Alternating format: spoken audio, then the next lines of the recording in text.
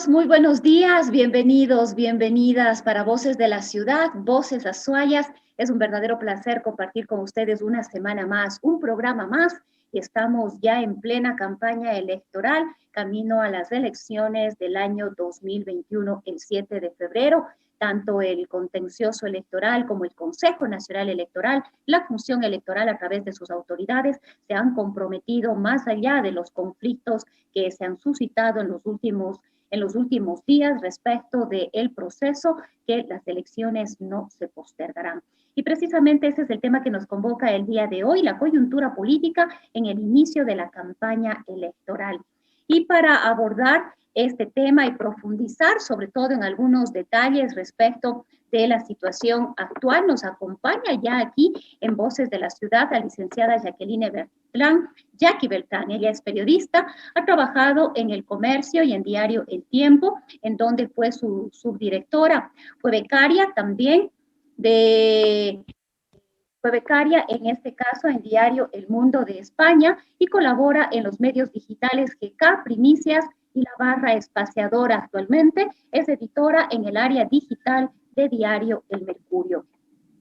Junto a ella está el licenciado John Machado. Él es comunicador social, ha llevado a cabo estudios en redacción y diseño de prensa en Alicante, España, y de comunicación digital en Machala, Ecuador. Ha realizado coberturas en temas políticos, en derechos humanos y en migración. Es miembro de Conectas, periodista de Diario El Mercurio aquí en la ciudad de Cuenca y becario GK. Actualmente conduce La Jugada Maestra, un programa político que se transmite en el canal digital La Trinca. Ha sido redactor y editor regional de Diario La Hora, postproductor en Ecuavisa y presentador de noticias en W Radio. Fue en la Cumbre Mundial de Comunicación Política en Lima en el año 2018. Y nos acompaña también el licenciado Ángel Vera, periodista con muchos años de experiencia. Es además abogado en libre ejercicio, ha ejercido la profesión en varios medios de comunicación de la ciudad de Cuenca, entre ellos los diarios El Mercurio y Diario El Tiempo. Es analista político y editorialista. Ellos son los tres panelistas, los tres analistas que están junto a nosotros el día de hoy para conocer y profundizar la situación, la coyuntura político-electoral camino a las elecciones del año 2021. Yo quisiera iniciar este diálogo con una mirada general de cómo han visto ustedes desde su experiencia como comunicadores sociales en la cobertura diaria, además del trabajo periodístico respecto de lo que ocurre con el proceso electoral, esta situación que estamos viviendo. Estamos ya en plena campaña electoral.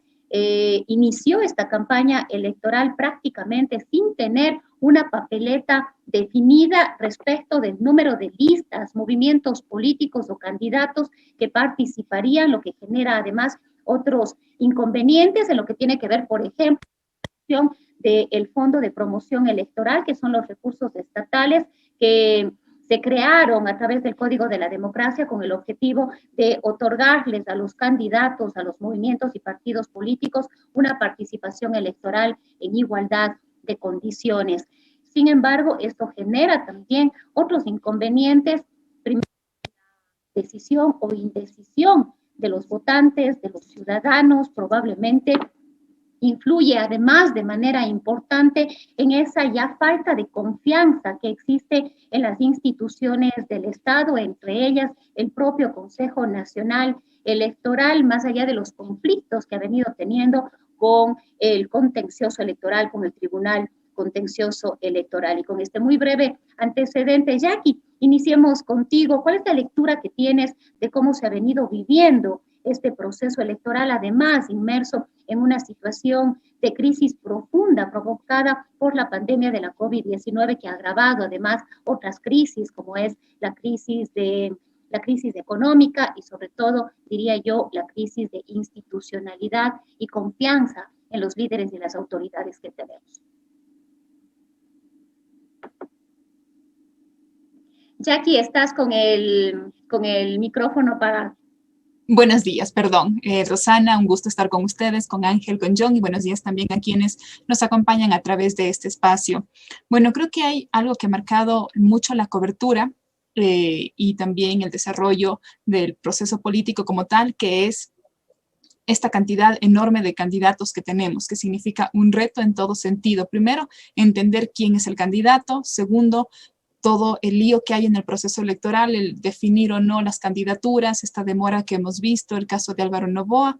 Y tercero, hay algo que a mí como periodista me gusta mucho y es que cada vez veo un mayor esfuerzo por contar el proceso político de otra forma, por llevar mucha más información para que los electores puedan decidir. Y eso viene de la mano justamente con el desarrollo de la tecnología. El hecho de tener este tipo de espacios en el que necesitamos prácticamente una cámara y un espacio, internet para poder llevar a cabo una entrevista, por ejemplo, o diferentes formas de comunicar, hace que tengamos mucho más acceso a la información y hay un esfuerzo interesante en diferentes espacios por hacerlo. Lo más complicado sigue siendo esto de tener muchísimos candidatos a los que tenemos que analizar, de los que tenemos que diseccionar la información para explicarla de la mejor forma. Y también noto que hay falta de creatividad ante este desafío que significa el no tener el meeting político que genere aglomeraciones por seguridad de todos, por seguridad del candidato, de su equipo de campaña y por supuesto de los electores que los acompañan. Entonces, estamos viendo que hay este intento de llegar a las redes sociales, a TikTok, que es la red más nueva, a Instagram, pero eso no significa que los candidatos se están conectando con los electores, solo significa que intentan tener presencia en una red social, pero conectar va mucho más allá del soporte en el que se encuentren, sino de la propuesta que es la que tienen y creo que en ese sentido más bien son algunos medios los que están intentando demostrar cómo se usan estas plataformas para conectar mejor con las audiencias. Jackie, lo que tú manifiestas es importante en este proceso electoral que estamos ya prácticamente viviendo camino a las elecciones que se llevarán a cabo en una primera vuelta el día 7 de febrero del año 2021. El país ha roto récord en lo que tiene que ver a el número de movimientos políticos, de partidos políticos, de candidatos que estarían presentándose. Tenemos 16 binomios al momento aprobados para la presidencia de la República. Podrían llegar a ser 17 binomios y un número incontable prácticamente en lo que tiene que ver a asambleístas. Aquí en la provincia de la Suay tenemos, si yo no me equivoco, ustedes sabrán corregirme, 17 movimientos y partidos políticos que estarían participando, un total de 85 candidatos, a ello habría que sumar los suplentes de cada uno de ellos.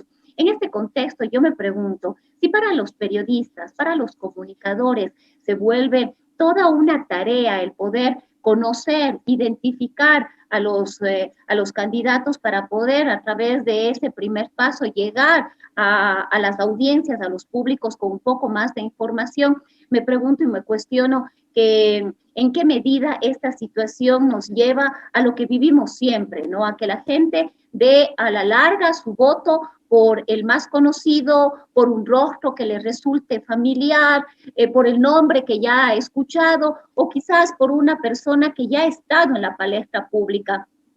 Y esto sin un análisis más a fondo, sin un análisis más profundo para poderle conocer al candidato, cuál ha sido su trayectoria, si tiene procesos judiciales en su contra.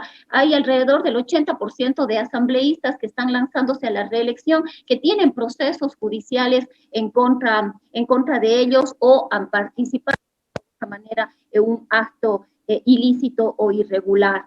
Entonces, ¿cómo llegar? ¿Cómo hacer para que la gente, además, en medio de un momento en el que las preocupaciones probablemente son otras, el tema del empleo, el tema de la salud, el tema de la educación de nuestros hijos y las dificultades de llevarla dentro de casa, la gente pueda realmente interesarse en llevar adelante un proceso de conocimiento, un proceso quizás de mayor responsabilidad para llegar con el voto el día 7 de febrero? Yo creo que hace falta mirar un punto muy importante que quizá nos olvidamos cuando planificamos una cobertura periodística, que es qué necesita el elector, qué necesita el público, cómo consume información y cómo voy a llegar con la información, qué tipo de información es la más adecuada. Hay que analizar el público que me sigue o al público al que quiero llegar y cuál es la mejor forma. Ahora tenemos un montón de herramientas, pero sí nos falta entender qué es lo que el público quiere y lo que el público necesita, porque hay que equilibrar esas dos cosas. Entonces, a los periodistas nos gusta hacer entrevistas, nos gusta escribir crónicas largas, nos gusta hacer formatos que son periodísticos, que son hermosos, que son muy válidos, pero que quizá no conecten con la gente. Entonces, en ese punto entra en juego los videos, las formas que son mucho más fáciles de entender y que sobre todo deben llevarnos justamente a lo que mencionaba Rosana, a entender quién es el candidato, cuáles son sus propuestas, pero no en el discurso oficial, sino nuestro objetivo es desarmar el discurso oficial, es desarmar las propuestas con las que llegan los candidatos y hacerle entender eso a la gente, porque somos súper sinceros, la gente no lee las propuestas, la gente quiere que esa información llegue de forma desmenuzada y al final ese es nuestro trabajo. Entonces, me parece muy importante que, sobre todo en este proceso electoral, considerando la cantidad de votantes jóvenes que hay, la cantidad de votantes que consumen nuevos medios, nuevos formatos, se llegue con otra forma y sobre todo intentar conectar. Yo siento que no hay una conexión en el lenguaje, en el formato, pasa por el simple hecho de llevarle la información a lo que la gente más consume, que es el celular.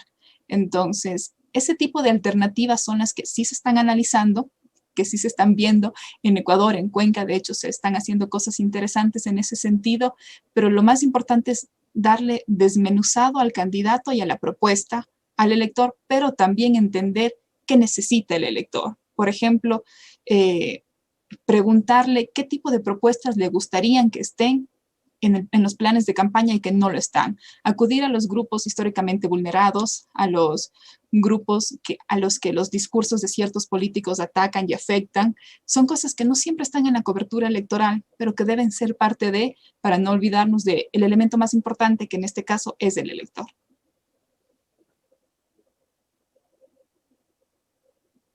Estaba con el micrófono apagado. Licenciado Vera, Angelito, muy buenos días. Gracias por estar esta mañana con nosotros. Pues, ¿cuál es la lectura que tiene usted de cómo se ha venido gestionando, cómo se ha venido desarrollando este proceso electoral camino a las elecciones del año 2021 en el contexto de lo que ya habíamos manifestado hace un momento, ¿no? Todos los conflictos políticos que se han dado, la intervención y la participación inclusive dentro de este proceso de organismos ajenos a un proceso electoral como es la Contraloría General del Estado, la propia Corte Constitucional y otros, ¿no? En este conflicto que más allá de lo jurídico se ha tornado en un conflicto político y en un contexto, además, en el cual, como decíamos hace un momento cuando dialogábamos con Jackie, hay otras preocupaciones quizás más profundas y más fuertes por parte de los electores.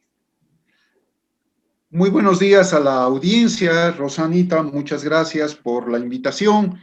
Un saludo también a los compañeros con quienes hemos tenido oportunidad de compartir el oficio y compartir la sala de redacción.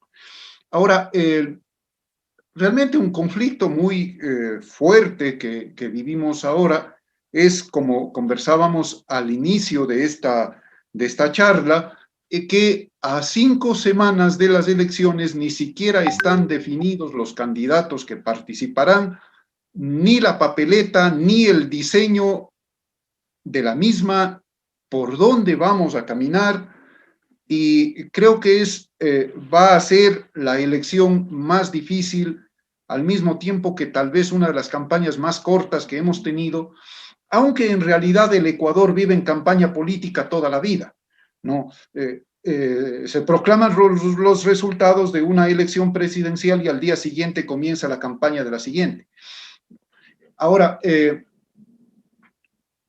el aditamento quizá se volvió más difícil a raíz de que el Consejo Electoral, el Consejo Nacional Electoral, se ha convertido o se convirtió en su momento en un órgano de obstaculización política del enemigo y de favorecimiento, pues, del partido en el que están o puede estar algunos de los delegados, de los vocales.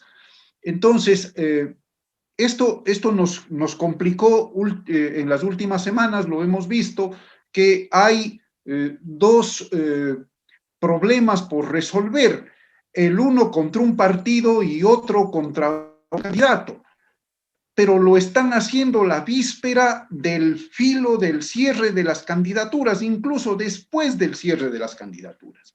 Qué cosa tan terrible que si se aplicara, y Dios no quiera que algún inteligente concurra a la Corte Constitucional y ponga una demanda de inconstitucionalidad o al mismo tiempo ante el Tribunal Contencioso Administrativo, porque en el derecho hay una norma. En derecho administrativo y en derecho político se puede hacer exclusivamente lo que está mandado, a diferencia del derecho civil, que se puede hacer todo lo que no está prohibido. Entonces, la vicepresidenta del binomio del doctor Yacu Pérez, perdón, el binomio del doctor Yacu Pérez, el binomio del señor Arauz, la candidatura virtual todavía de Álvaro Noboa, la una, la otra, pueden ser tiradas abajo, todavía porque no han cumplido con estrictez los parámetros que están establecidos de ser electos en primarias, de ser reemplazados oportunamente, de que no tengan ningún proceso. Creo que por allí nuestro compañero Johnny Guambaña ha hecho una información en sus medios digitales en el sentido de que hay candidatos a asambleístas que deben pensiones alimenticias. Por Dios, si es que esto ocurre, ni siquiera debieron haber sido calificados. ¿Cómo va a haber, cómo puede pasar de que una persona sea electa y que se impugne su elección porque fue nula? Porque de hecho son candidaturas o actos administrativos nulos, el solo hecho de haberlos calificado. Y mire esta irregularidad, cómo no se respetan los tiempos, no se respetan los procesos, a guisa de se defiende o a guisa de defender el derecho de participación. Entonces, Angelito, quizás aquí le interrumpo unos minutitos, discúlpeme precisamente que le interrumpa, pero en este contexto yo quisiera saber cuál es el análisis que tiene usted sobre el Código de la Democracia. Muchos de estos problemas o esta problemática que ha enfrentado el país, el Consejo Nacional Electoral con sus decisiones, el contencioso electoral con sus decisiones, se le ha atribuido de alguna manera al Código de la Democracia. Yo primero quisiera cambiarle el nombre a esa norma porque es un código electoral, no es un código de la democracia. La democracia no tiene un código. Oiga, por Dios, ¿qué nos pasó? Todo este bautismo legal, además de una profusión de leyes orgánicas espantosa que se dio en el régimen anterior, pues es cierto, está fundamentado en esta norma que en mala hora se aprobó con un cambio filosófico, porque si vamos al código anterior, realmente no había un código, sino había ley de elecciones, así se llamaba la norma que nos regía, pero en el Tribunal Supremo Electoral anterior estaban representados todos los partidos. El más pequeño tenía un puesto, aunque sea de veedor, tenía una dirección en Zamora Chinchipe, lo que sea, pero entonces cuando todas las tiendas políticas están representados, se cuidan entre ellos y se sabe de todos. Ahora no, los pequeños están excluidos, se dio paso a una profusión increíble de movimientos independientes y ahora ya no se distingue. Oiga, es cierto, yo he estado alejado de la cobertura electoral y política muchísimos años, pero usted no distingue entre avanza, detente, conduce, maneja, camina. Oiga, eso no tiene ningún sentido, ni ideológico, ni político. Por Dios, oiga, cuando ya los que somos viejitos, digo, creo que tenía 9 años cuando el país regresó de la dictadura a la democracia, pero los partidos políticos eran 14, 15. Incluso algunos eran 15 en números, pero en la vida efectiva eran 6 o 7. Entonces eso estaba claro: izquierda, derecha, centro y un par de nacionalismos y populismos. Oiga, pero si usted hace nacer no sé, ¿cómo decimos? Una erupción de movimientos políticos en los que el ciudadano que necesita tener conciencia de por quién vota, de qué piensa su candidato o la persona que está pidiendo el voto, ahora ya no se puede distinguirlos y son tantos. 17, ¿cómo vamos a memorizar 17 candidatos? Y los asambleístas, pues peor, ¿no? Entonces, vea cómo las viejas tendencias, las viejas tiendas políticas, hacían, antes de postular a un candidato, hacían que hagan su carrera, ¿no? Se hacía su camino, ¿no? Empezaba siendo candidato a concejal, luego le postulaban a consejero provincial, más tarde se lo veía de diputado, pero bueno, se hacía un recorrido, se hacía se hacía una conscripción dentro de los mismos movimientos políticos. Pero ahora, se postula a cualquier persona, que algunos habrán tenido un camino por las cámaras de televisión, por la dirigencia barrial, pero capaz que ni eso. Entonces, el ciudadano, si los periodistas estamos desorientados, ¿cómo está el ciudadano común? Y que ahora, como dice bien Jackie, se tiene que transmitir mensajes en 2 minutos. ¿Cómo se hace eso? Oiga, y lo otro, ¿no? Los candidatos son, al nivel de asambleístas, pueden cometer irresponsabilidades, como ir a ofrecer agua potable, alguna cosa, cuando la función de ellos es legislar, es entregar cuerpos normativos que sean racionales, que sean plausibles, al mismo tiempo defender a su provincia, porque eso es la esencia de un asambleísta. Qué pena que le pusieron este nombre, porque anteriormente era diputado, y diputado significa delegado. Es el delegado de su pueblo para que hable por Zamora Chinchipe, por Morona, por Pastaza, para que defienda la carretera por Tungurahua. Para eso es un diputado, para el delegado de su pueblo ante el deber central, ante el poder central y ante el cuerpo legislativo. Pero bueno, hoy se ha perdido eso, y además son tantos los asambleístas que nadie debate, y el ciudadano tampoco está cercano, como si se les vivía antes, al legislador. Y bueno, pues en esa circunstancia es que nos encontramos en esta campaña tan atípica, tan rara, donde se va a dirimir por las redes sociales los ganadores. El señor presidente del Colegio de Abogados de Pichincha, Ramiro García, puso un tuit, y yo me temo que vaya a ser cierto, que va a ganar la elección aquel que no meta la pata en las redes sociales. Gracias, Angelito. John, ¿cuál es la lectura de cómo se ha venido gestionando este proceso electoral con todos ya estos antecedentes que hemos podido conversar tanto con Jackie como con Ángel Vera? El número excesivo de candidatos, lo cual además pone una serie de limitaciones para que pueda haber un debate real, un debate que jamás podrá ser trasladado o llevarse a espacios como las redes sociales. En 280 caracteres es imposible que haya un debate. En un video en Instagram es muy difícil que se profundice o haya un debate real, no se diga en los pocos segundos que debe durar un video en TikTok. Claro, los candidatos se están trasladando a las redes sociales, a las plataformas digitales, pero estamos dejando de lado tanto los candidatos, los movimientos políticos como los ciudadanos, ese necesario debate en el cual debemos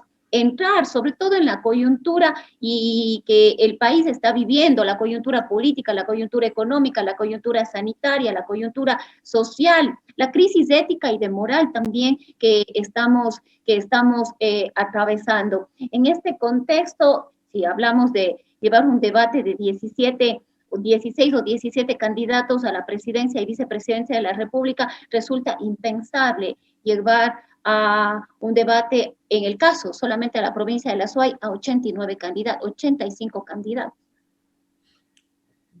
Buenas tardes, buenos días en este caso, Rosana. Buenos días también a quienes comparten el panel y a la audiencia de Voces Azuayes que nos están escuchando en este momento. Creo que el tema de cómo llevar el mensaje se resume en adaptar el mensaje a las nuevas formas de comunicación que existen en la sociedad. Creo que el tema de las redes sociales y el poder utilizarlas como medios de intercomunicación, digamos, entre el electorado y el candidato en este caso, pueden ser efectivos. De hecho, han demostrado ser efectivos en otros países y en otras contiendas electorales, incluso en pandemia, en República Dominicana. Tuvimos ya una elección presidencial con pandemia y las redes sociales, de hecho, marcaron esa nueva tarima política, ¿no? Obviamente ya tenemos poco del antiguo meeting, de los antiguos discursos largos, y se concentran ahora los mensajes más en pequeñas pastillas, por así decirlo, ¿no? En pequeños mensajes de Twitter, quizás en TikTok, aunque realmente aparte de Herbas, creo que son pocos los que han utilizado esta plataforma a través de videos en YouTube, en Facebook.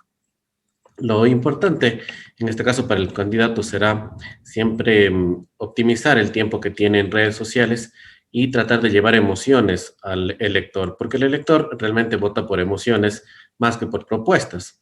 Hay cientos de propuestas que son buenas en algunos planes de trabajo de candidatos que quizás no les vamos a escuchar nunca más allá de 2 o 3 minutos en un debate, pero que podrían resultar efectivas y buenas para el país. Sin embargo, quienes logran conectar con emociones, como son los candidatos que están en este pelotón que va a la cabeza, digamos, de las elecciones, comandado por Lazo, Arauz, quizás Yacu Pérez, Álvaro Noboa, si es que llegara a participar, lo cual se ve poco posible, no han conectado precisamente con mensajes, sino con estas emociones, ¿no? Y creo que es posible usar las redes sociales para comunicar de una manera efectiva, siempre y cuando se tengan las herramientas, el conocimiento necesario. En cuanto al quehacer periodístico para llevar toda esta información al electorado, es imposible, es realmente utópico pensar que vamos a llevar las propuestas de cada uno de los candidatos, ni siquiera presidenciables, peor de toda la cantidad de candidatos que tenemos a la Asamblea. Ahora hay que salvar algo en el tema de las candidaturas a la Asamblea, y es que el voto en estos sufragios, en estas elecciones, va a ser por lista, así que el elector tendrá que, bueno, ya no necesitará, en teoría al menos, conocer cada uno de los candidatos o qué es lo que cada uno de ellos ofrece, sino más bien la propuesta general de la lista de asambleístas, que será la misma que tenga el candidato a la presidencia de la República a la cual representen. Y en este sentido también sabemos que en las elecciones seccionales, en las elecciones para asambleístas, en las elecciones generales, será el voto de arrastre el que mande, más allá de las propuestas que tenga uno u otro candidato. En Azuay tenemos 5 asambleístas a elegir de entre todos los candidatos, y seguramente esos 5 representarán a las 5 opciones de mayor votación en la presidencia. Eso es casi indudable. Y desde la comunicación social y desde la comunicación, desde el periodismo, desde política, deberíamos, si bien quizás no suene tan democrático, pero deberíamos enfocarnos en las propuestas de aquellos que posiblemente sí tengan oportunidades de llegar, porque cubrir todos es prácticamente imposible. El hecho de que se conozcan las propuestas a priori ayuda a que el elector, luego de las elecciones, una vez que ya se han dado los resultados, pueda hacer esta especie de fiscalización del poder, de la fiscalización de cada uno de los asambleístas, saber lo que propusieron en su momento y qué es lo que se les puede pedir una vez que lleguen a ocupar las curules. Creo que el periodismo tiene un papel trascendental en estas elecciones, en el tamizaje de las noticias, en ser ese filtro por el que pasen todos los mensajes que hay en redes sociales, todos los debates, las discusiones, para que el lector pueda tener este material ya procesado, ya más digerible, quizás para poderlo entender mejor. En cuanto a la cantidad enorme que tenemos de presidenciales, bueno, como lo dije, no todos son realmente candidatos, ¿no? Algunos están ahí, parecería o daría la impresión por llenar las papeletas.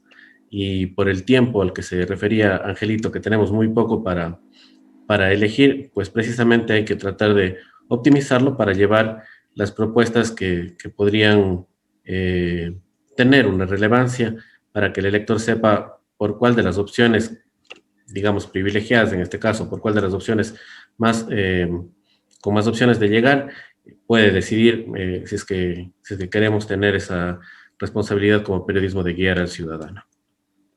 Ahora, John, a mí me ataca aquí otra duda respecto del uso y la importancia, en este caso, de las redes sociales, y tiene que ver con la brecha digital que todavía hay en el país. Y esto resultaría absolutamente excluyente. No he podido conseguir datos actualizados a finales del año 2020, pero tengo los datos de hace un año, de diciembre al 31 de diciembre del año 2019, que sin duda cambiaron en esta pandemia. Creo que muchas familias se vieron obligadas a acceder a Internet de cualquier manera, teletrabajo como por la teleeducación, pero únicamente el 46% de los hogares tiene acceso o conexión a Internet en sus casas. Y solamente un 16.1% de las familias ecuatorianas de las zonas rurales tiene acceso o conexión a Internet en sus hogares. Esto difiere en el uso de los teléfonos celulares que saliendo a lugares públicos, plazas, hay conexión a Internet, la gente lo puede hacer, o porque el costo puede resultar inferior en algunos casos, el ponerse $1, $2 o $3 de planes de datos para poder utilizar redes sociales. Entonces, esto nos deja con una serie de preocupaciones respecto de cómo gestionar una campaña electoral en el cual la gran mayoría de la población estaría quedándose fuera.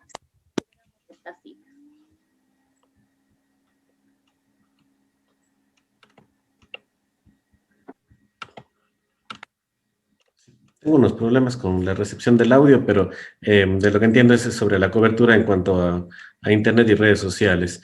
Bueno, según tengo entendido, las últimas mediciones que se han hecho en cuanto a redes sociales hasta enero del 2020, que debió haber ya cambiado bastante en estos meses de pandemia, 12.4 millones de personas tenían acceso a Facebook, por ejemplo. Puede ser que ese número haya subido a 13 millones de personas y esta red, que es la más potente en Ecuador, realmente llega a una gran cantidad de electores, si no es a la gran mayoría. En cuanto a la brecha digital por edades, hay que tener en cuenta que en estas elecciones, al menos, la población que va contando a los chicos de 16 años que tienen el voto facultativo hasta los 37, 38 años, representan prácticamente la mitad del electorado, es decir, son los que realmente eligen. Y claro, todavía hay formas tradicionales de llegar, hemos visto que continúa el puerta a puerta, hay las vallas, está la radio, está la televisión que tienen mayor alcance, la radio sobre todo, en la que se pueden escuchar los debates, se pueden escuchar propuestas, pero creo que las redes sociales no marcan una real brecha, sino más bien abren el espacio para que haya una intercomunicación directa.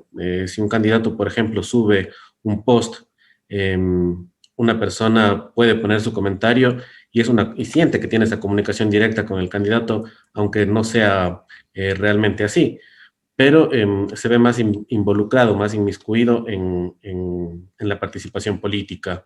No considero que sea tan excluyente el uso de redes sociales y tampoco es que nos queden muchas alternativas, porque por la pandemia pues es muy difícil que hayan grandes mítines o que hayan otras formas, incluso el mismo puerta a puerta se se ve limitado. Entonces creo que esto que se denomina la campaña por aire, que son las redes sociales y los medios de comunicación, bueno, primero son lo que tenemos y luego no sé si son tan excluyentes. Creo que el electorado sí tiene acceso a redes sociales, aunque el acceso a Internet sea limitado en algunos casos. También está el boca a boca o el compartir Internet que se da mucho también.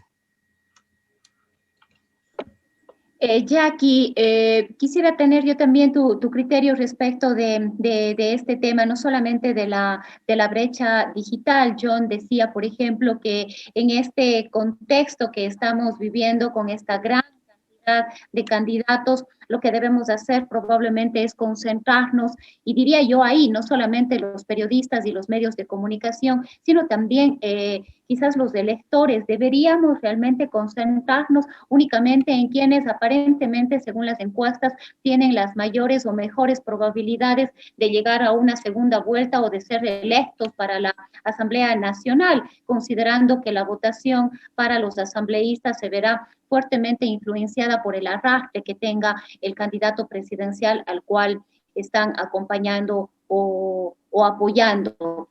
Esto es, me pregunto yo, ¿es esto democrático? ¿Cuán democrático realmente puede ser esto en este contexto de la democracia representativa que tiene que ver con el voto, y más no tanto en esta democracia participativa que quizás es la que deberíamos aspirar o en la que deberíamos profundizar? Si lo vemos estadísticamente, sí, John tiene razón, porque los números nos dicen que en estas instancias, por ejemplo, del proceso electoral, la mayoría de candidatos, más de 10 candidatos de los 16 que tenemos, tienen menos del 1% de intención de voto.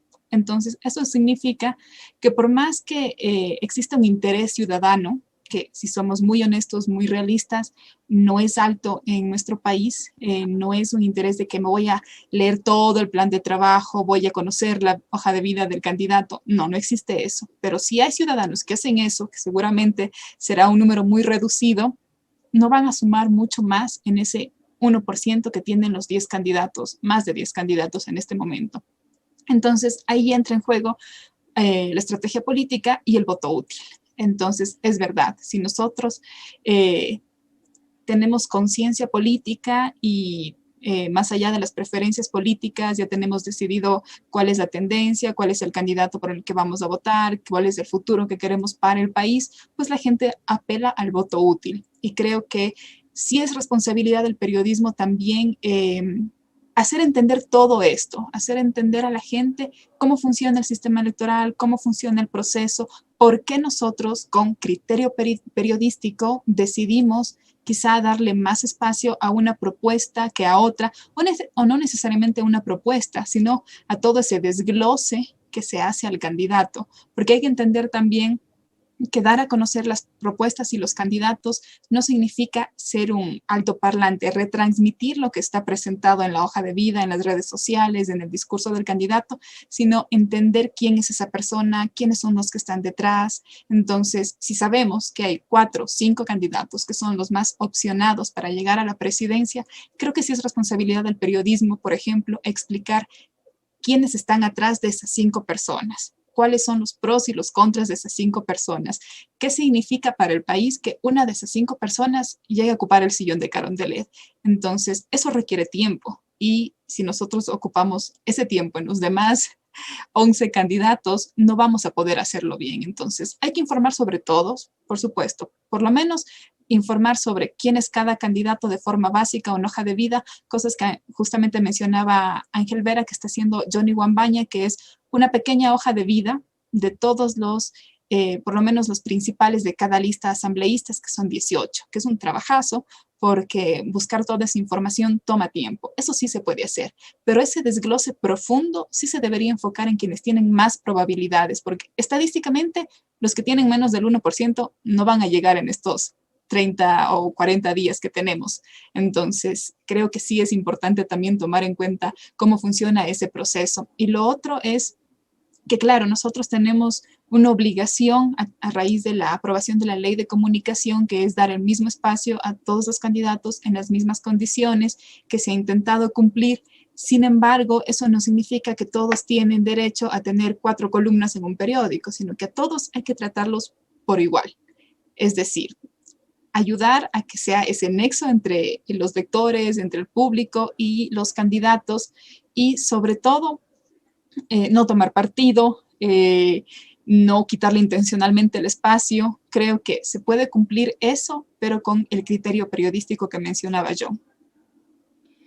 Ahora, Jackie, ¿cómo crees que ha influido, influye y va a influir en los próximos días la actuación de quienes están al frente de los organismos electorales, en este caso el Consejo Nacional Electoral, el Tribunal Contencioso Electoral? Como decía, si no me equivoco en la introducción, ya ha habido un compromiso de que no se van a postergar las elecciones. Sin embargo, esto indiscutiblemente ha traído limitaciones, inconvenientes y problemas, y agrava aún más esa crisis a la que hacíamos referencia anteriormente y que tiene que ver con la confianza que necesitamos tanto los medios de comunicación, los periodistas y sobre todo los ciudadanos y las ciudadanas en las instituciones. Y conocemos que el porcentaje de confianza y de aceptación en la función electoral es sumamente bajo, pero además debe preocuparnos que las instituciones no nos den y no nos entreguen información certera a la cual nosotros debemos remitirnos, tanto como periodistas, como comunicadores y también como... Creo que aquí nos toca apaciguar un poco el pánico que surge en estas épocas, y es totalmente cierto, con nula credibilidad en los organismos electorales y poca credibilidad en ciertos medios de comunicación, que también nos pasa. Eso es algo que tenemos que asumirlo. Tenemos una responsabilidad enorme, que es entregar información que sea confiable y que sea tranquilizadora para la gente. Evitar todos los rumores, evitar publicar información por sensacionalista, por alarmar a la gente, por generar clics, sino con responsabilidad de generar confianza en el proceso electoral. Ahora, nosotros podemos quizá intentar dar esa confianza en el proceso electoral, pero a la final desconocemos cómo se lleva a cabo, y con todo lo que hemos visto, también es obligación mostrar todas las fallas que hay en ese proceso, todas las fallas que hay en el organismo, porque a la final la gente decide si creerle o no al organismo o a la persona. Entonces, se va a venir un panorama complejo en los últimos días, aunque según estas mediciones que han hecho diferentes encuestadoras, hay mucha apatía al proceso electoral por todo lo que estamos viviendo. Hay muchísima apatía y no estamos con este ambiente que teníamos hace 4 años o incluso en el 2019 con las elecciones seccionales, que había un fervor mucho más grande en el proceso político y que en este momento no se siente porque la gente está en otra onda, la gente está totalmente preocupada por otras cosas. Entonces hay que ver si en los últimos días previos ya a las elecciones y durante el proceso de conteo se genera un clima de inestabilidad, que también tiene que ver mucho con la actuación de los líderes políticos. Si los líderes políticos empiezan a generar desconfianza en el organismo electoral, pues sus seguidores, que hemos visto, pueden ser muy importantes al momento de generar este tipo de decisiones, ya sea en redes sociales, en el pánico en las calles, pues van a aprovechar esa situación. Entonces ahí sí es importante ya tener criterio para entender cómo funciona el proceso electoral y cómo nosotros debemos actuar para generar cierta confianza en el sistema. Angelito, respecto de este mismo tema sobre la confianza en las instituciones y en un proceso electoral en el contexto que estamos viviendo, ¿cómo proceder, cómo avanzar y quizás cómo llamar la atención, en este caso también de los electores, para que podamos asumir con mayor responsabilidad? Porque a menudo criticamos, cuestionamos, juzgamos la actitud, en este caso, la posición o el comportamiento, el accionar de los movimientos y de los partidos, de los distintos candidatos, pero ahí hay una corresponsabilidad ciudadana importante a la cual también hay que apelar. Sí, en verdad, pero ahora tal vez la gran dificultad es, como ha dicho Jackie, ¿no? 1 millón de personas, no quisiera creer que todos son padres de familia individuales, porque será una catástrofe que vamos a vivirlo el próximo año. 1 millón de padres de familia perdieron su trabajo. Eso es algo muy cercano a una catástrofe nacional, quizá la más grave que hemos vivido en 50 años. Entonces, cuando tenemos este panorama, cuando se perdió el empleo, no se lo ha podido recuperar, no le pagaron la liquidación, estamos al borde de una buena porcentaje de la población que debe estar pasando hambre, pero de verdad. Entonces, en este escenario social, ¿quién se preocupa pues ni del plan de gobierno, ni de lo que aparece en las redes sociales, de lo que dice ninguno de los candidatos a nada, porque estamos preocupados por la sobrevivencia? Agradezcamos los que somos creyentes, pues, pero una gran parte de la población que no tiene prestaciones sociales, que no ha podido recibir una liquidación, que su empresa está en auténtica quiebra, pensemos en el sector hotelero y turístico, pues gran parte de esos negocios cerraron de verdad, no es que sean algunos, en alguna parte empresarial habrá, pero en este caso no es que sean malos, que no quieren pagar al trabajador, de verdad están en la quiebra y no se va a recuperar en el próximo año. Entonces, ¿cómo nos acercamos con esto al ciudadano? Pues, como ha dicho John, pues no, o sea, qué misión tan difícil la del comunicador ahora, que tiene que sintetizar al mínimo en las nuevas plataformas, en los nuevos lenguajes, las propuestas de los candidatos más opcionados, cuando menos, para que se tenga una noción responsable de cómo emitir otra vez un voto responsable o con responsabilidad.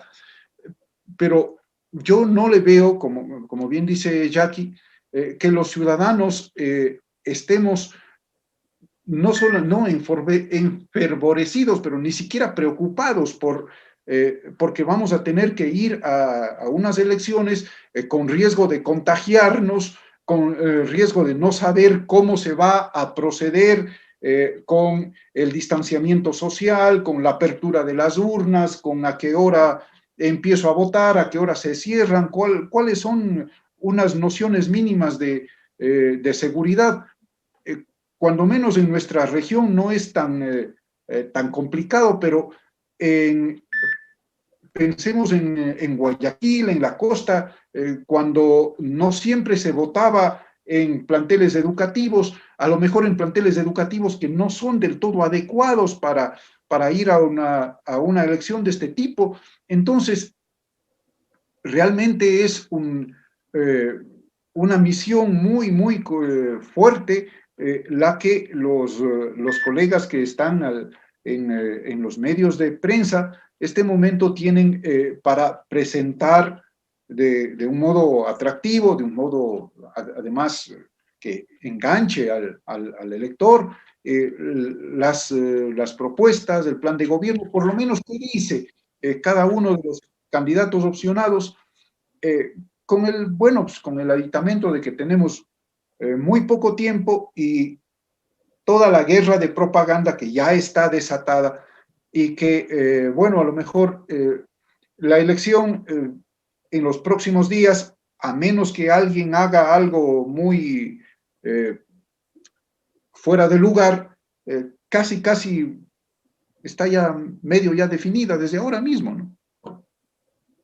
Angelito, ¿qué consecuencias cree usted que podría traer tanto para el proceso electoral, para las elecciones, para los vocales del Consejo Nacional Electoral, este desacato a las resoluciones del contencioso electoral? A ver, si le tomamos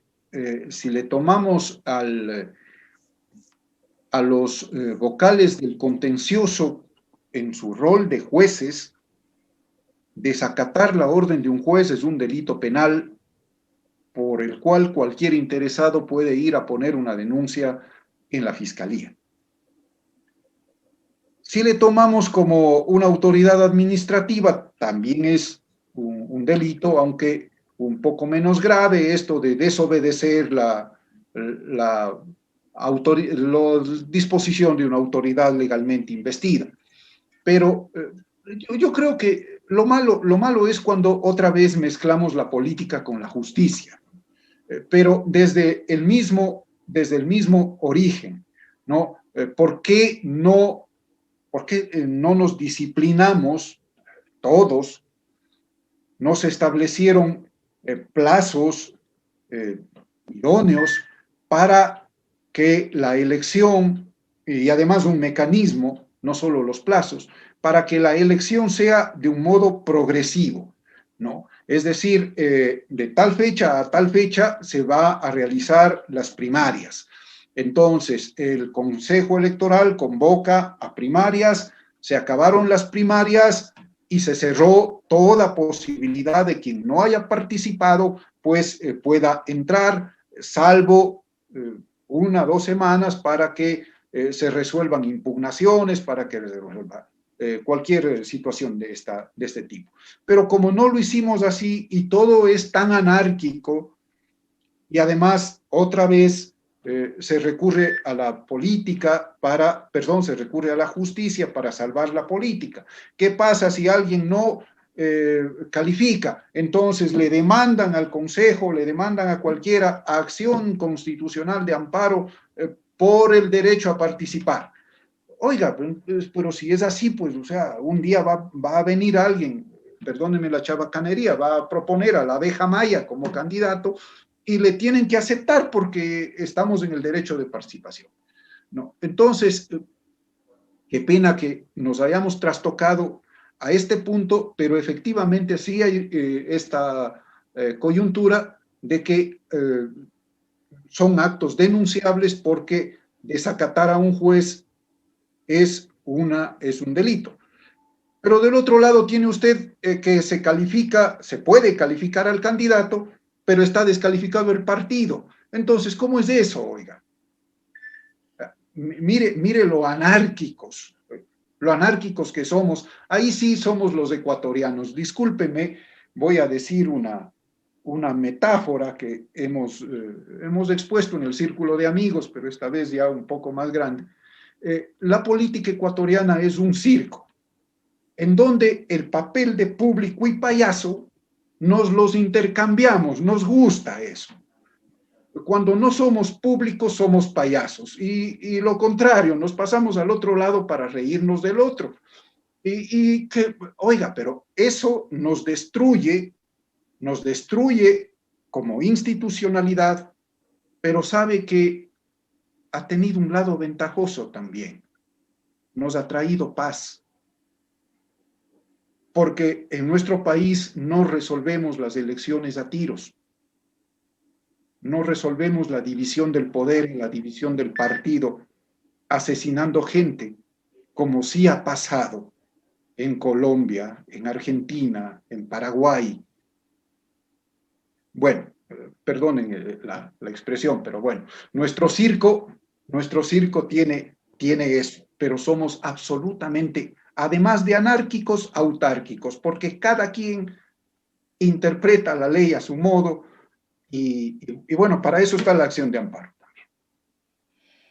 John, entrando ya en materia política y también de estrategia política, de comunicación política, ya decía Angelito hace un momento, viendo experiencias de otros países. Pensemos en las elecciones de los Estados Unidos, ¿no? Tenemos los demócratas y tenemos los republicanos, y cada uno con sus tendencias. Tenemos los partidos en otros países, en Europa sobre todo, los partidos de izquierda, los partidos de derecha, y es alrededor de estas tendencias, la centro derecha, la centro izquierda, el centro, la izquierda y la derecha, alrededor de los cuales los ciudadanos se identifican o no con tal o cual candidato o tendencia. Aquí Además, ha sido una justificación traída por varios de los candidatos, el decir a algún candidato, un presidenciable, le escuchamos algún momento en algún proceso electoral anterior decir, yo no tengo ideología. Otras personas han eliminado la palabra ideología y han optado por la palabra de las ideas. Otros han optado por el tema o la necesidad de ser prácticos y técnicos y que las izquierdas y las derechas de ahí ya no caben. Y esta es una de las razones probablemente por las cuales tenemos esta enorme dispersión de movimientos y partidos que a la final es muy difícil identificar de dónde provienen, hacia dónde van. Claro, si es que nos profundamente y analizan profundamente las propuestas, cosa que muy difícilmente va a ocurrir, pero no existe una claridad respecto de cuáles son las posiciones exactas en términos ideológicos o propuestas ideológicas de los diversos y distintos movimientos políticos. ¿Cómo analizamos esto en nuestro país? ¿Cómo debemos entender esta situación, estas circunstancias?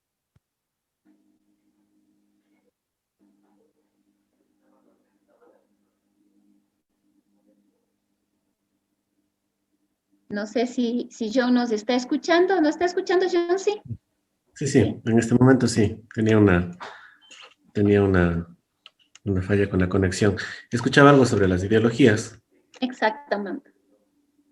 Exactamente, John. Sí. Si hablábamos poníamos ejemplos de otros países, decía que se me ocurre Estados Unidos con los demócratas y los republicanos, que son dos tendencias claramente identificadas en el país y en otros países en los que también hay estas tendencias claramente presentes ahí.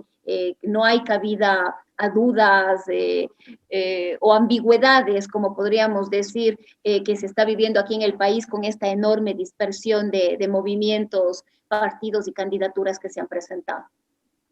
Sí, bueno, yo creo que históricamente, a menos que Angelito me diga lo contrario, él con más experiencia sobre el tema, pero creo que históricamente Ecuador no ha tenido partidos políticos de marcada izquierda o de marcada derecha, quizás a finales de los años 80, inicios de los 90 posiblemente, pero posteriormente han venido caudillismos, ¿no? De hecho, al inicio de esta campaña electoral se hablaba de votar por los correístas y los anticorreístas, que no son para nada tendencias ideológicas, ni políticas, ni estructurales de ningún sentido, sino caudillismos. Y hay que tener en cuenta que parte de la apatía que hay en las elecciones y en el electorado para este proceso es que no hay caudillos fuertes y hemos estado acostumbrados a votar por personajes y no por partidos políticos. De hecho, el partido político de Correa ya no se sabe ni cuál mismo termina siendo. Es una alianza entre la 1, la 5, que pasó de la 35 a cualquier número. Entonces, y a cualquier tendencia ideológica también. Y eso un poco desubica o desmotiva al electorado, porque no se... A ver, poniendo un paralelismo con lo deportivo, no es que se identifica, por ejemplo, como con un equipo de fútbol, ¿no? Como el cuencano que es hincha del Deportivo Cuenca y va a verle en las buenas y en las malas. Eso no hay en Ecuador, no hay un partidismo sobre ideología, sino sobre caudillismos. En este caso, el que es correísta, pues votará por cualquiera que ponga Correa en la lista, casi sin pensarlo. El que es anticorreísta votará por cualquiera que se identifique contrario con Correa. Y eso hace también que haya este montón de partidos, movimientos locales, nacionales, que no se identifican ni con una cosa ni con otra. Yo creo que a Jackie también le ha pasado que cuando uno le pregunta al candidato, ¿usted de qué ideología es? Te dicen, soy de izquierda, tirando al centro, pero en algunas cosas me gusta la derecha y en otras cosas voy arriba y en otras abajo. Es totalmente impensable eso en otros países, pero es lo que tenemos. Y creo que eso forma parte de la apatía que tiene el electorado.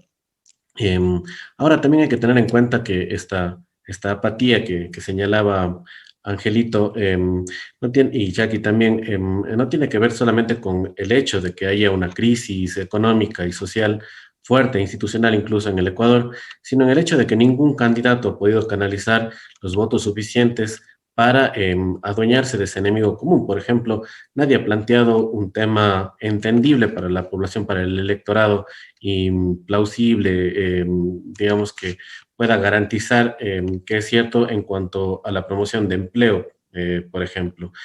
No se habla acerca de tendencias ideológicas, digamos, de las nuevas generaciones, como por ejemplo el aborto, los derechos LGBTI, los mismos derechos de los animales.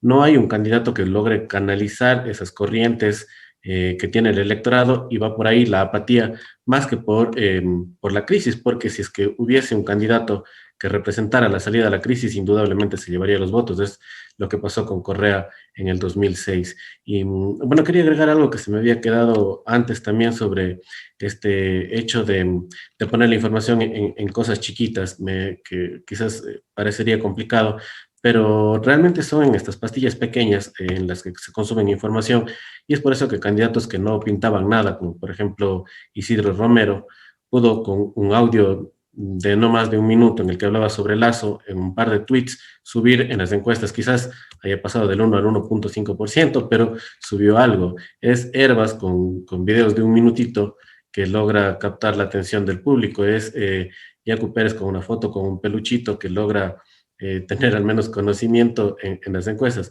Hay formas muy gráficas y muy cortas de lograr ese interés del elector, porque el elector consume, de hecho, información en pastillas. Entonces, creo que también uno de los retos del periodista es poner en esas pastillas información lo suficientemente contundente para llegar al elector en este caso, y poder informarlo de la manera correcta.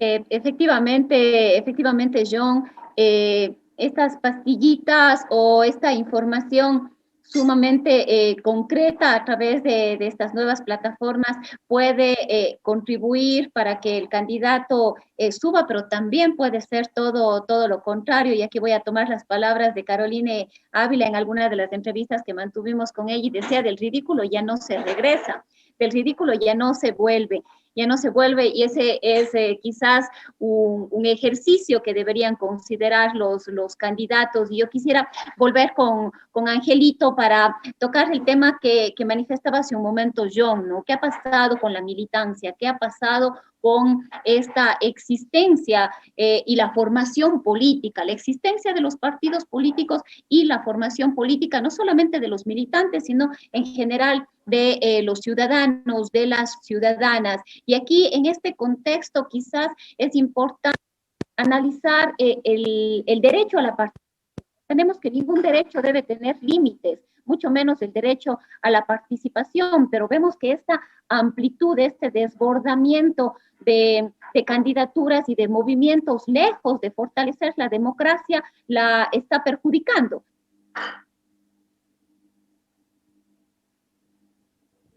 Sí, Rosanita, creo que ha desaparecido la militancia de todos lados, ¿no? Enlazando lo que decía el compañero John, sí había décadas atrás no digamos ideología, pero principios mínimos. Lo malo es que todos los partidos tenían un caudillo. Después del doctor Borja, oiga, la izquierda democrática se murió.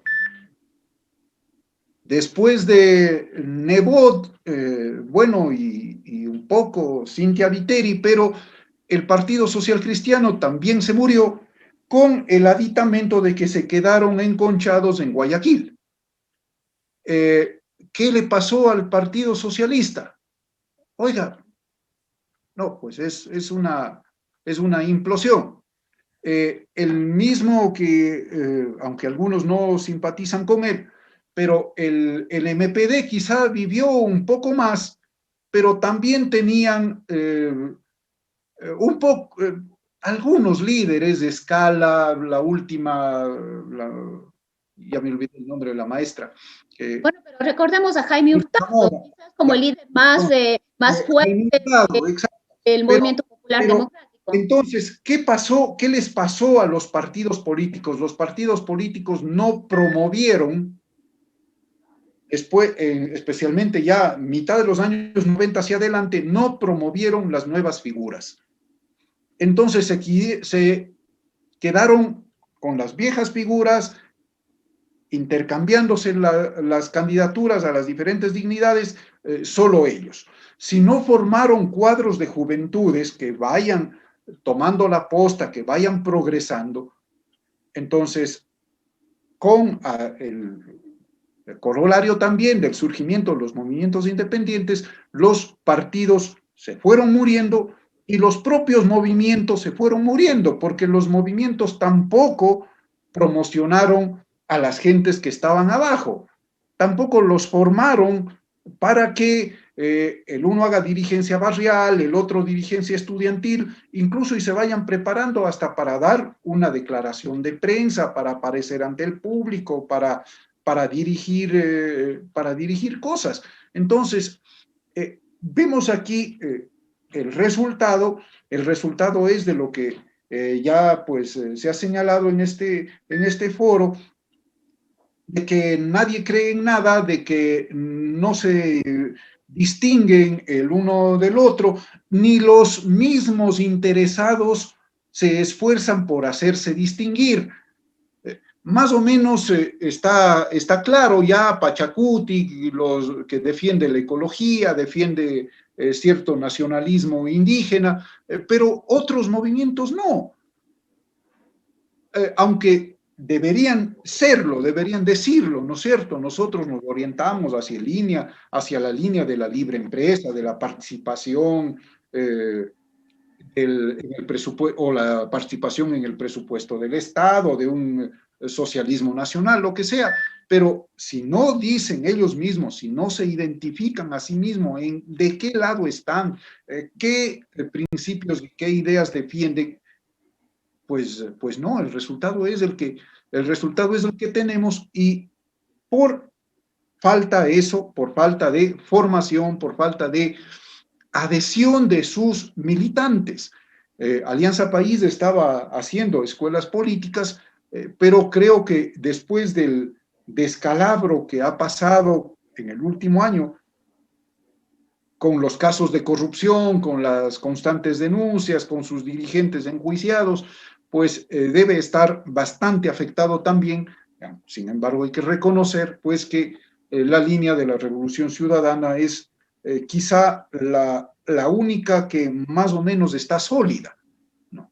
En esta línea de un pensamiento, de Angelito, quizás todo esto tiene que ver también con esa asociación que se ha dado, sobre todo en los últimos años, de la política con los temas de corrupción. Tanto es así que le vemos a la política como algo absolutamente negativo, como algo que debe estar lejos de nosotros, e incluso si queremos llegar al electorado les decimos no somos políticos, cuando es precisamente de la política de donde nace la política pública y las decisiones que van a afectar nuestra vida diaria. Yo creo que sí, sin duda, ¿no? Sin duda esto de especialmente el último año, ¿no? Creo que ha sido el más aciago, o los dos últimos.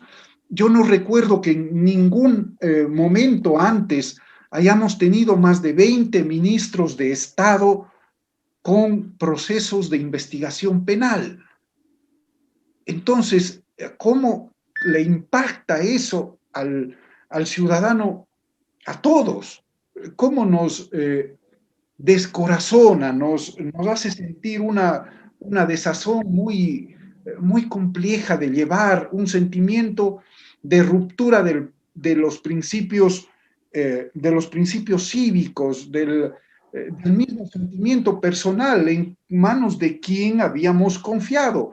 Ahora, ¿qué enseñamos pues a nuestros hijos si el presidente está cuestionado, si el ministro está acusado de contratar con sobreprecio, si lo que nos pasó en la última emergencia, si los encargados de los hospitales contrataron con sobreprecios cosas, si algunas personas les encargaron funciones públicas y estos aprovecharon en una sola palabra para robar, y si encima descubrieron, como se descubrió en las bodegas de los hospitales del IES, que habían medicinas que se pudrieron porque no las entregaron a tiempo, o sea que además de la corrupción, del latrocinio, hay inoperancia.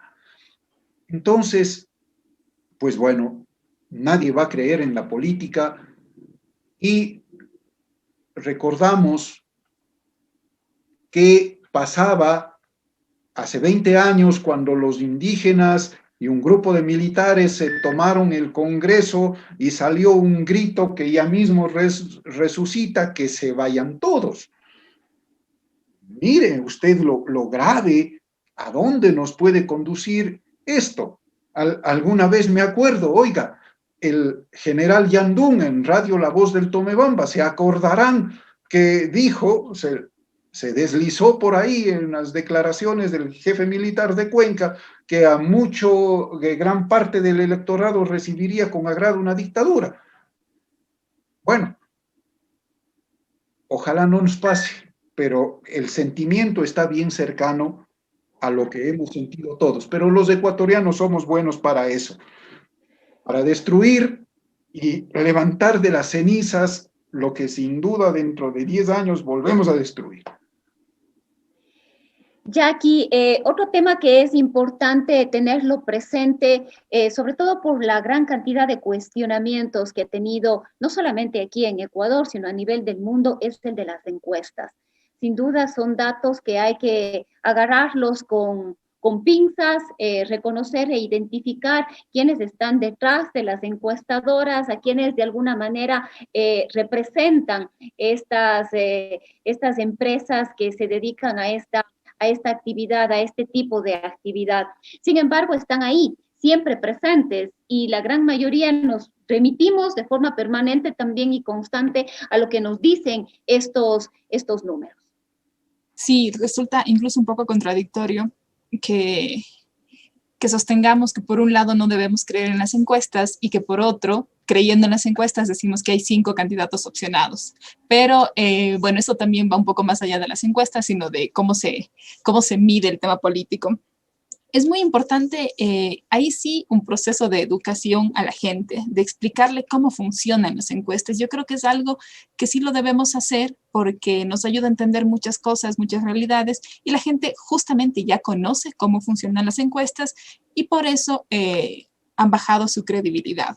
Sin embargo, también hay que entender que no todas las encuestas que se desarrollan están sesgadas, porque hay, por ejemplo, instituciones universitarias que desarrollan encuestas, no siempre las publican, son parte de su proceso de investigación y las tienen ahí almacenadas para ver si coinciden o no los datos con los que trabajan. Entonces, hay que manejarlas con muchísimo tino y sobre todo hay que entender que dependiendo el momento electoral en el que estamos y los porcentajes para candidatos, para nulos, blancos e indecisos, son las lecturas que debemos hacerlas. Actualmente el porcentaje de indecisos sigue siendo muy alto, entonces eso puede desbaratar las encuestas en cualquier momento. Hemos visto casos en anteriores elecciones, en Cuenca, en Ecuador, en el que en un mes, en 15 días, los datos se dan la vuelta. Aunque las encuestas hace un mes nos decían que había un favorito por 20 puntos sobre el que le seguía, las encuestas pueden terminar dándose la vuelta. Entonces, si no miramos todo el contexto del sondeo o sobre todo de la encuesta, los sondeos son otra cosa, podemos malinterpretarlos y sobre todo el problema es cuando los candidatos se agarran de las encuestas para sostener su propio resultado, para crear confusión, para crear caos, para crear su estrategia política. Por ejemplo, una práctica muy común es ubicar a un candidato en una posición alta, en primero o segundo lugar, para que la gente se asuste y no vote por ese candidato y vote por el otro. Ah, mira, está ganando el candidato X, que a mí no me gusta, que no nos conviene, entonces voy a votar por el otro, por el segundo, para que suba. Esa es una práctica común, no solo en Ecuador, en diferentes lugares, engañosa, que se usa en las encuestas. Lo otro son las imágenes falsas de las encuestas que circulan en redes sociales y que lamentablemente ya no podemos distinguir. O sea, la gente en este momento se queda con lo primero que le llega. Si lo primero que le llega es la encuesta falsa, la encuesta alterada, la siguiente que sea la rectificación, la corrección, ya no la va a haber. Entonces, ahí sí tenemos, en cambio, una responsabilidad a los medios de tener una línea muy clara de cómo se manejan las encuestas, de en qué momento se publican, es realmente necesario que esto sea informativo y sobre todo cuál es el valor añadido al momento de informar sobre ese tema.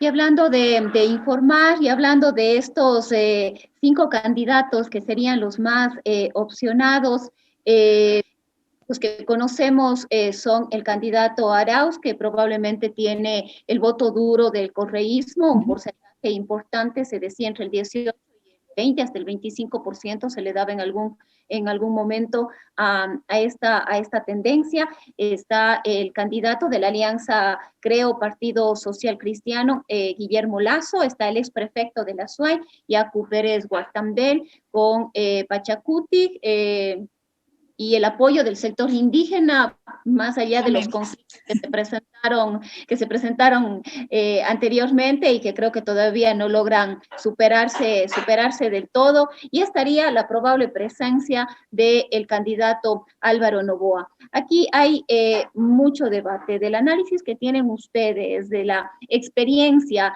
en lo que es cobertura política ya frente a los ciudadanos. ¿Cómo crees que se está dando esta situación en cuanto a números? Como dicen las encuestas, nos dicen muchas cosas. Cada candidato utiliza la encuesta a su favor y de acuerdo a las distintas estrategias políticas según su conveniencia.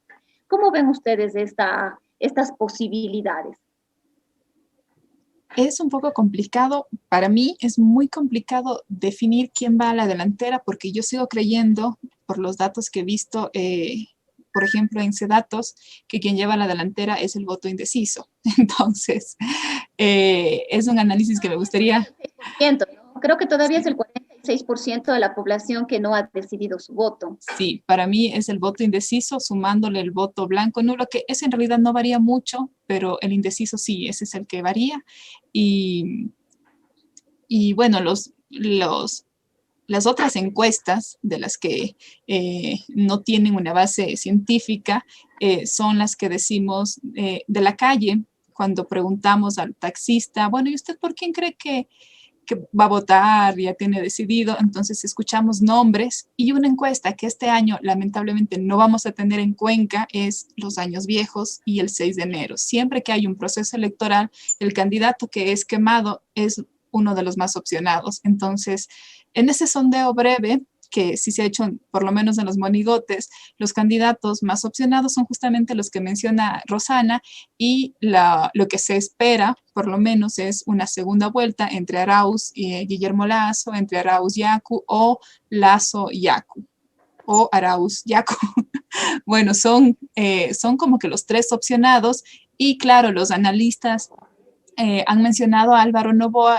John lo analiza mucho más certero en ese tema, pero claro, es como que el jugador que puede poner en jaque este tablero electoral, porque puede quizá arrebatar un interesante número de votos a estos candidatos que están arriba, porque yo no termino en este momento ya de delinear cuál es el público cautivo de Álvaro Noboa, porque puede ser muy variado. Entonces, estas tendencias, Yacu Pérez, Andrés Arauz, Guillermo Lasso, son muy variadas.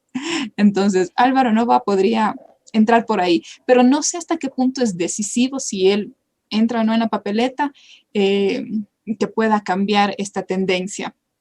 Quizá existe esa apatía que al último minuto se da la vuelta por, ya voy a votar por este candidato, como dijo uno de los candidatos con un importismo, voy a votar por él, y eso se va sumando, y hemos tenido resultados sorprendentes en los últimos procesos electorales, sobre todo seccionales, en el que termina ganando el candidato que nunca lo imaginamos, y eso también puede ocurrir, o resultados que nunca esperábamos en diferentes partes del mundo, como pasó con Trump, y resulta que terminó ganando el que nunca creímos que iba a ganar. Entonces, es por eso que hay también esta polémica en torno a la candidatura de Álvaro Noboa.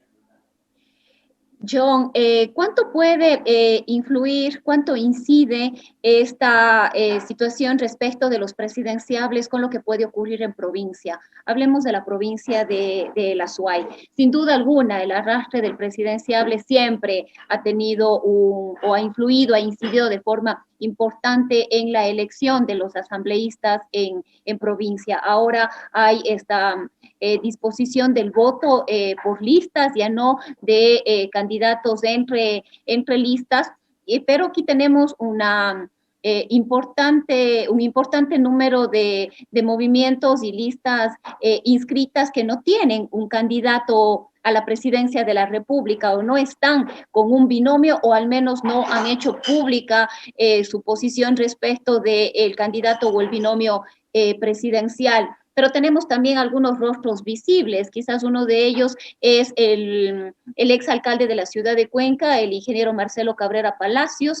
Quizás también otro rostro visible es de quien fue gobernador hace muy poco de la provincia de la Suay, Javier Martínez, y hay una gran cantidad de listas, me parece que quienes estuvieron con el exprefecto Paul Carrasco, también son algunos rostros visibles que estarían ahora conformando algunas listas, pero es importante tener un análisis tuyo respecto de la situación y la coyuntura política electoral ya en provincia. A nivel provincial también va a jugar mucho lo que pueda pasar en cuanto al electorado a nivel presidencial. De hecho, si mantenemos estos tres candidatos que están en teoría a la cabeza de las elecciones, que serían Arauz, Lasso y Yacu Pérez, lo lógico es que tengamos al menos 3 de los 5 asambleístas que pertenezcan a esas tiendas políticas. Los otros 2 asambleístas quedarían en disputa. Si es que Álvaro Novoa entra ya la costumbre, Álvaro Novoa entra a la palestra, no creo que arrastre asambleístas, la verdad. Dudo mucho que alguien pueda votar, primero porque ya no hay PRIAN, y quien busque tratará de buscar la lista 7 y no la va a encontrar. Difícilmente van a darse con justicia social, entonces más bien buscarán rostros conocidos. En cuanto al elector, no considero que Álvaro Novoa pueda patear el tablero, al menos en lo legislativo, digámoslo así. En lo presidencial sí, porque él representa el voto rechazo, ¿no? Es el voto de todas las personas que están cansadas de la política, que dicen, bueno, ya a la final Álvaro Novoa lo intentó tantas veces, demos el voto, y es ese voto de rechazo o ese voto castigo hacia las demás candidaturas, pero a nivel provincial creo que es difícil. En cuanto a Marcelo Cabrera y a Javier Martínez, creo que Marcelo Cabrera tiene el reto de su vida en cuanto a temas electorales. Al no tener un presidenciable, se basa solamente en su popularidad para una elección que no le favorece. En números, que gane igualdad en las listas de asambleístas es bastante complicado, pero no imposible. Así que podría ser una de las opciones para los 5 asambleístas. Y otra asambleísta que quizás pueda colarse por ahí, me parece que es Lourdes Cuesta, que ha tenido presencia, ha tenido trayectoria, tiene gente que le conoce, más allá de sus propuestas, que personalmente las desconozco, está afincada en el Partido Social Cristiano, que puede ser para muchos votantes de Lasso una opción real, mejor o digamos de mayor interés que el mismo Creo, que sin duda meterá a Pepe Jara, a quien le conocemos poco, pero que tendrá en Lourdes Cuesta también una opción. De los demás candidatos lo considero bastante difícil. En el caso, John, de la lista de UNES, Centro Democrático, con Juan Cristóbal Lloret. Claro, Juan Cristóbal Lloret, al estar en la cabeza de la lista, sería el que entre de cajón, digámoslo así. Quizás la segunda candidata dentro de la lista sería la que ingrese segundo, pero hay que tener en cuenta también que el método que se aplica ahora en las elecciones, digamos que favorece a las minorías, por decirlo de alguna manera, y va a ser imposible al menos que tengamos 3 candidatos de una sola lista entrando, o es muy poco probable, no digamos imposible, pero muy poco probable, porque, por ejemplo, el segundo candidato en lista tendrá todos los votos de la lista dividido para 3, el tercero para 5, y tener un número dividido para 5 que sea mayor. Otra de las opciones que tenemos en el abanico de posibilidades es bastante complicado. Yo considero que es bastante complicado. Incluso el tercero de la lista de UNES está haciendo una campaña bastante fuerte e individualizada. Fue también candidato a prefecto, ahorita se me va el nombre, pero es difícil que llegue, puesto que sus votos ya no contarán como individuales, sino en lista, y su votación será la votación por UNES dividida para 5. Es muy difícil que logre acaparar un cargo en la Asamblea. Y de Javier Martínez, yo creo que la gobernación no le favoreció, más allá de mostrarse como una persona quizás leal, esa puede ser la característica más resaltable que tengamos. El gobierno de Lenin no tiene el favoritismo que podría darle un candidato a la Asamblea. Juan Fernando Velasco no tiene arrastre, y Javier Martínez, como figura solamente él, tiene una cuesta mucho más arriba que la que tiene Marcelo Cabrera, que la que tiene Lourdes Cuesta, o la que tienen los otros candidatos, así que sin pensar que sea imposible, va a ser muy difícil verlo a él como asambleísta. Y bueno, el tiempo se nos agota. Realmente es un tema que da muchísimo, muchísimo para hablar, pero yo quisiera darles un minuto a cada uno de ustedes a manera de conclusión de lo que ha sido el diálogo de hoy. Estamos ya en plena campaña electoral, estamos a muy pocos días de un proceso electoral que se llevará a cabo el día 7 de febrero. Quizás ya no nos alcanzó el tiempo para profundizar en el tema de esa otra elección que se va a incluir aquí en el Cantón Cuenca el día 7 de febrero, que es el de la consulta popular, y que vale la pena también. Será probablemente motivo de otro programa, pero tenemos un minuto en el que quizás podríamos concluir o hacer algún análisis y reflexión respecto de estos temas. Empecemos contigo, Jackie. Yo quiero añadir un dato que me acordé ahora a este análisis que hace John, muy certero. En un reportaje que trabajé, que no lo tengo a mano, los datos nos dicen que históricamente Azuay, por lo menos desde el retorno a la democracia, ha votado por movimientos y candidatos de izquierda. Entonces, tanto para diputados, ahora asambleístas, como para presidencia, sería súper interesante ver cómo son las elecciones este año y ver el peso que pueda tener CREO y el Partido Social Cristiano en Azuay. Es algo que ha empezado a modificarse un poco en los últimos años, ¿sí? Y recordemos que Azuay era uno de los bastiones, creo que el más fuerte del correísmo. Entraron 5 asambleístas, claro, el método era distinto, pero recordemos que entraron 5 asambleístas del correísmo en el proceso en el proceso electoral. Entonces, eso también habría que considerarlo ahora. Claro, ha sido súper esquivo, por ejemplo, para el movimiento de Guillermo Lasso, que a la final logró conseguir asambleístas en el periodo anterior. Me parece que son 2 asambleístas, que fue Esteban Bernal y justamente Lourdes Cuesta. Entonces, es algo que sí ha ido variando un poco en los últimos años, pero sería súper interesante ver cómo queda el voto ahora. Pero los datos nos dicen que históricamente en Azuay la tendencia ha sido votar por movimientos y políticos de izquierda. Entonces, de hecho, lo hemos visto con las elecciones seccionales y también con los datos a nivel nacional. Muchas gracias por la invitación, Rosana. Es muy bueno tener estos espacios de diálogo, también de reflexión, que nos ayudan a analizar qué es lo que estamos haciendo y cómo mejorar en un momento tan trascendental como la elección de un presidente y en este caso también de asambleístas. Angelito. Bueno, pues acordarnos que hay el voto castigo, el voto rechazo, el voto vergüenza, el voto voy a reírme de todos ustedes. Por eso ganó Bucaram, ¿no? Entonces, el pueblo ecuatoriano tiene un alma muy especial. Llegar a ella es complejo.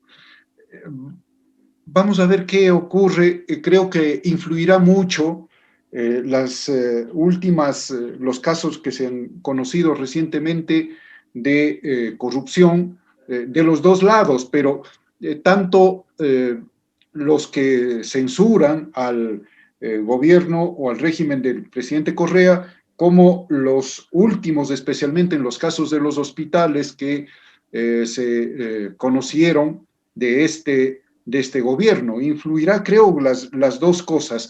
En las redes sociales se puede ver que es un campo de batalla en donde hay ataque continuo en los dos frentes.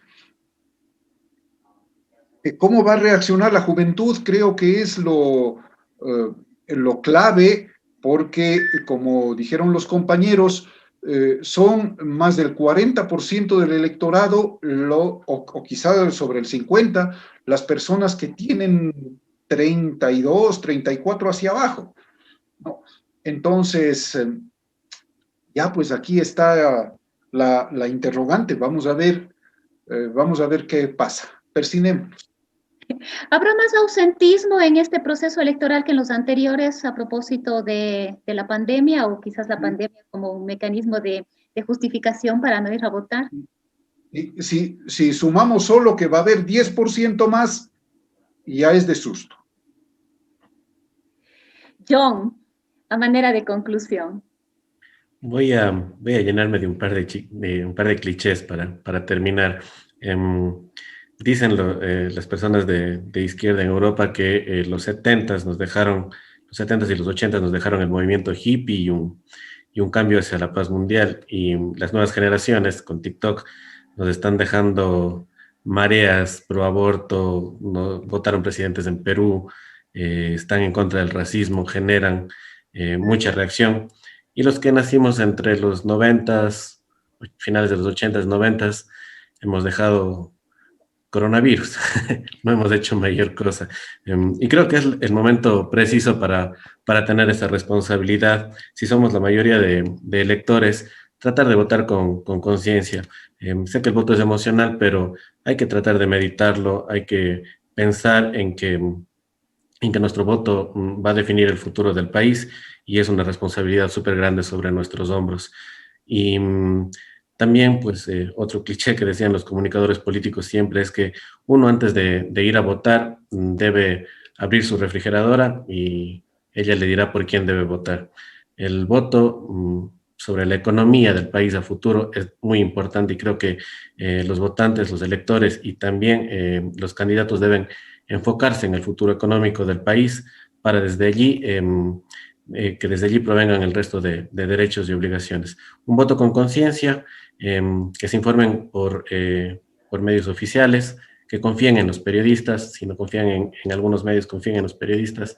Y nada, agradecerte, Rosana, y siempre pues a las órdenes de todos ustedes.